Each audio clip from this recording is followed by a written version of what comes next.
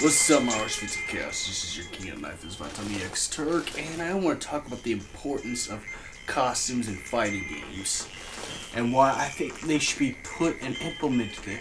Now, granted, again, this is another controversial opinion I have because, you know, there's people like, you show me a special snowflake, you know, you should be grateful for what they give you.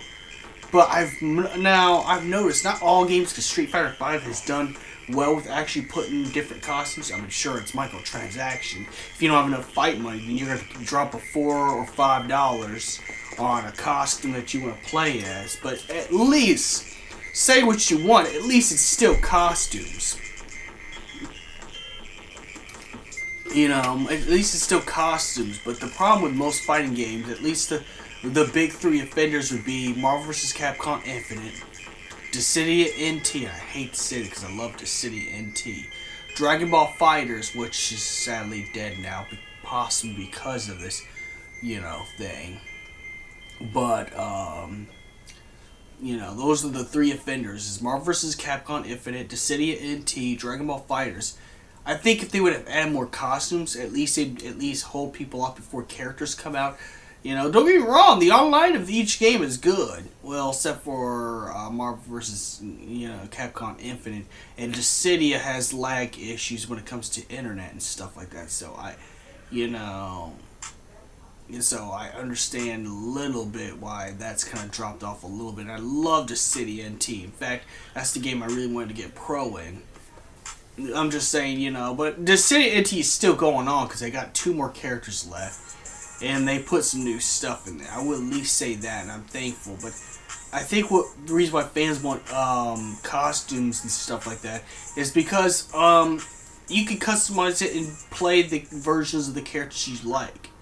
Now, granted, you won't get the fighting style of the characters, but costumes can be implemented. In fact, as like I said before, I know a little bit about animation and stuff like that. Costumes are like pretty much the lowest thing, the lowest thing you could put into a game, lowest item you could put in the game, because all you are is taking a character and just adding on things to it, whether it's a shader or an accessory that goes with the character, and then you gotta map it to the character, which don't take as much work as building a character. And that's why Street Fighter V was able to, you know, do that. Like the Ponytail Ken plays exactly like the regular Street Fighter default Ken, because it's the same character. You don't even have to put no moveset. If Dragon Ball FighterZ would have at least put an Armor Trunks from the Cell Saga, but kept him with the same moveset, just had him have a little bit longer hair and have the armor, it still worked. It's still the same character. I mean, he's a little bit taller, but you know, to mess with a little bit of the maps is good enough. Like, Budokai Tenkaichi was good for the fact that it didn't, for Dragon Ball Z games, Budokai Tenkaichi 3 was one of the best games, not because of how many characters it also had, but how many costume variants, you know, from each of the movies, the sagas, and anything else. So it felt like you got to actually play a fighting game where you can have your own custom version. And see, the reason I think that's important in fighting games is because, well, then you get to choose the version you want. You get to be the version that you remember.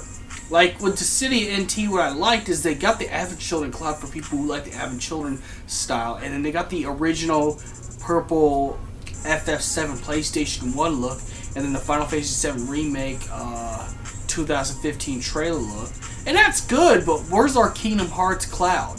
Where's our Kingdom Hearts Squall?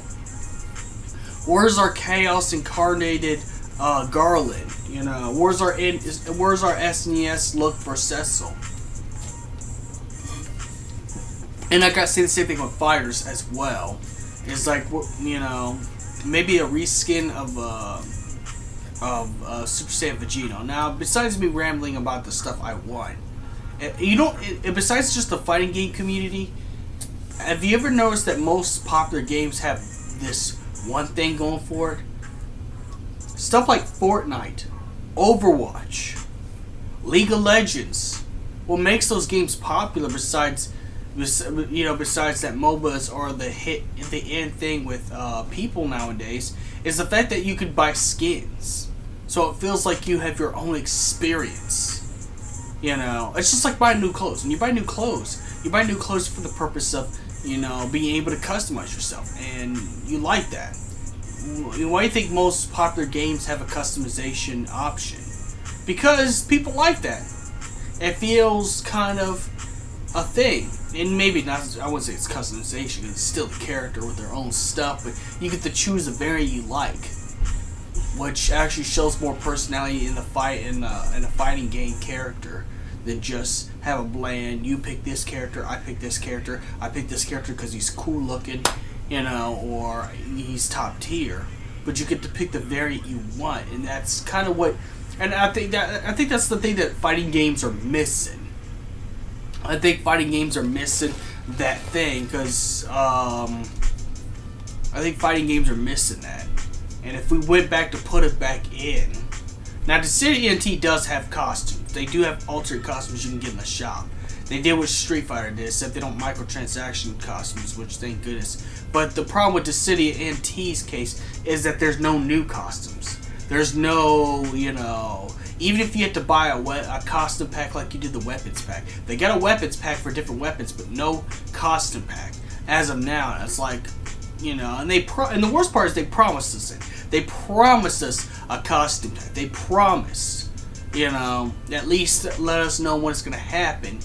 You know, they at least promised news during Yuna's release. You know, which I know they wanted to focus on Yuna first. That's good. That's good. I mean, Yuna, the DLC character. But we need more costumes in Dissidia NT. You know, just to get more variants out there. But you know, Marvel vs. Capcom is kind of far too late. The problem with Marvel vs. Capcom Infinite, besides the online servers were so bad and buggy, but they only had like the least amount of roster, and if you want to get an extra character, they're $7 a piece.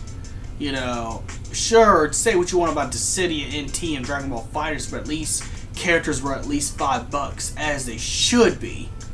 But and only that, you didn't get to customize. All you got to do was change the color of your character's skin. That's about it.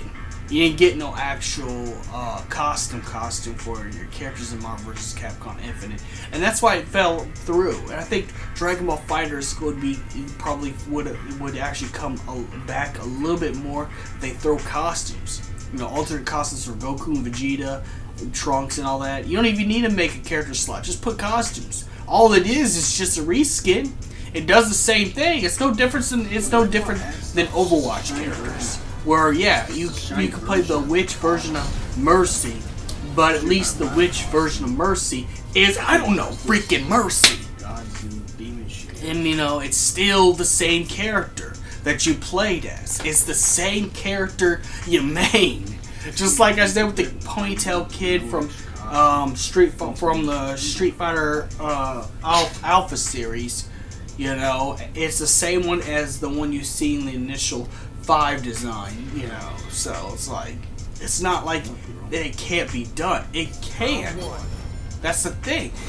It can be done. If Street Fighter V is able to put more costumes in their games, and Dissidia NT already has at least alternate costumes you could buy with in-game currency and stuff like that, you know, then why not make it possible for Dragon Ball FighterZ to actually have alternate costumes for Goku, Vegeta, and everybody else that has alternate costumes. You know, why not Super Saiyan 2 Gohan with Goku's outfit in the BoJack movie? You know, why not Battle Damage Bardock? You know, why not Cell Saga Trunks with armor? You know, and I know I gotta quit bringing up Dragon Ball Z Budokai Tenkaichi 3, but that's what made Budokai Tenkaichi 3 a really good fighting game. It wasn't just the fact you got a huge roster, a massive character roster, but it's also the fact that they put and implemented costumes for each and every character. And you have to buy with in-game currency or real-life currency. But even if you have to charge real-life currency, I mean, why not more skins? I mean, look, if the fighting game, the fighting games community should take at least some cues from mobile games. At least a positive cue, and the positive cue is more skins. You know, if mobile games have skins that you can either buy in real life or earn, or buy with in-game currency, why not have skins for fighting games anymore? We don't. It's almost if it's not existent. Hopefully Mortal Kombat 11 does not take away the costume option that they did in Mortal Kombat 10. I like that. I like being able to play as classic version of Sub-Zero if I want to.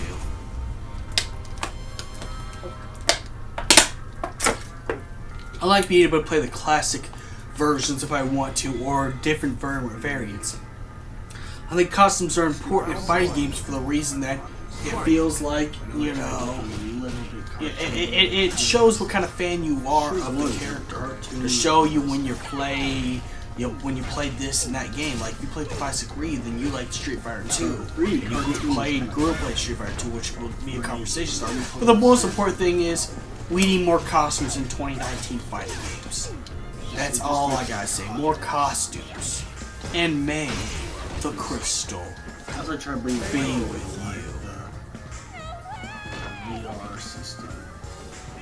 don't no longer get along anymore. Now it's time. It's time to.